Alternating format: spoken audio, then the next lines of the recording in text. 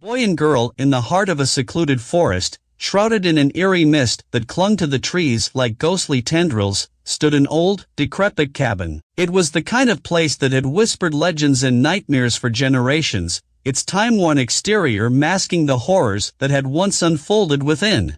The locals knew better than to venture near it, but curiosity has a way of pulling people into the abyss of the unknown. One moonless night, a brave and foolish couple, Alex and Emily, decided to test the legends that swirled around the cabin like malevolent spirits. They had heard tales of a gruesome murder that had occurred there decades ago, and they craved the thrill of the unknown. Armed with flashlights and an insatiable sense of adventure, they ventured into the inky darkness of the woods. The silence was deafening, broken only by the crunch of leaves beneath their feet. Emily clutched Alex's hand tightly as they approached the cabin, its broken windows staring back at them like vacant eyes. The air was heavy with an oppressive presence, making each step feel like a leaden weight on their chests. As they stepped inside, the floorboards creaked beneath their feet, and a shiver ran down Emily's spine.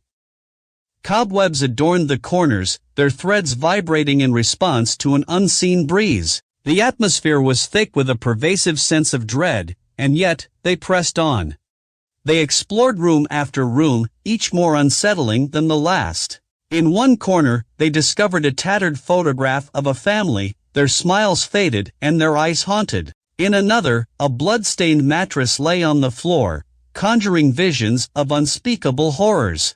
Emily's flashlight flickered, casting eerie shadows that danced across the decaying walls. Alex tried to reassure her, but his voice wavered as well. They were deep into the bowels of the cabin now, their sense of direction lost to the labyrinthine corridor. Then, a soft, guttural moan echoed through the darkness. It seemed to emanate from all directions, surrounding them with a spectral chorus. Alex's heart pounded in his chest, and Emily's grip on his hand tightened even further.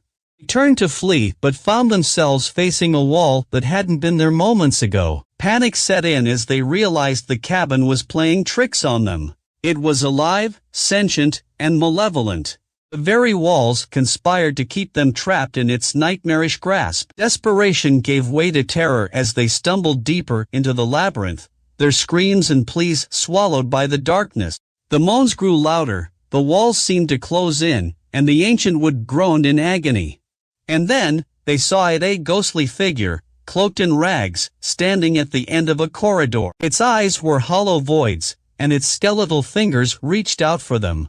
They turned and ran, their lungs burning, their footsteps echoing in the cacophony of horror. Hours passed in a night that seemed to stretch into eternity. Exhausted, trembling, and disoriented, they finally burst through the cabin's decaying front door. The forest was no less menacing than before, but they fled without looking back, haunted by the malevolent presence they had awakened.